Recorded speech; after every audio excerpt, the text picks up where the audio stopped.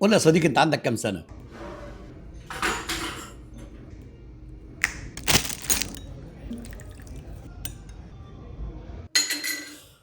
السلام عليكم. ازيك يا صديقي؟ كل سنة وانت طيب، رمضان كريم. انت بتعمل ايه؟ بتفطر؟ احنا فطرنا من بدري. دي تاني مرة تفطر فيها؟ عايز ايش؟ اتفضل عيش. قول لي يا صديقي، انت قاعد بتفطر لوحدك ليه؟ فين عيلتك؟ عايش لوحدك؟ لا لا لا لا لا، انت كده صعبت عليا خالص. اكل معاك؟ لا، انا فطرت مرة واحدة زي الناس.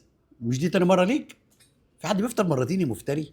من بعد الديك الرومي وانت خلاص بص رحت في حته تانية. وانت بتفطر عايز اتكلم معاك في موضوع مهم، ركز معايا بقى.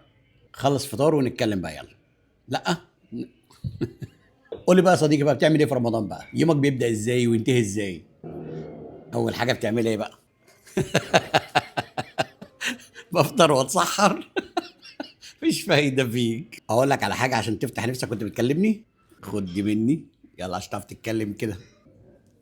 كلمني بجد بقى، بتعمل ايه في رمضان؟ بتزور قرايبك؟ ليك صحاب؟ بتعمل ايه؟ كل شويه اقعد اقرا الكلام اللي بتكتبه بقى. كنت وحيد لحد ما قابلتك يا عمده. يا سلام، مفيش عم عماد بقيت عمده؟ حلو، شرف ليا يا عمده دي حبيبي، وانت كمان حبيبي والله. انا بقى هوعدك ان انت مش تبقى لوحدك تاني خالص. مش انت بتحب عم عماد؟ يبقى تسمع كلامي في اللي هعمله معاك، اتفقنا؟ قول لي يا صديقي، انت عندك كام سنه؟ 30؟ مش بعيده 30 من 26. لا، بكلم نفسي. مش انت بتحب عم عماد ولا عمده؟ الاثنين. انا بقى محضر لك مفاجاه يا صديقي، عازمك على الفطار المره الجايه. انت وصديقة الصمت. لا ليه؟ لا ليه؟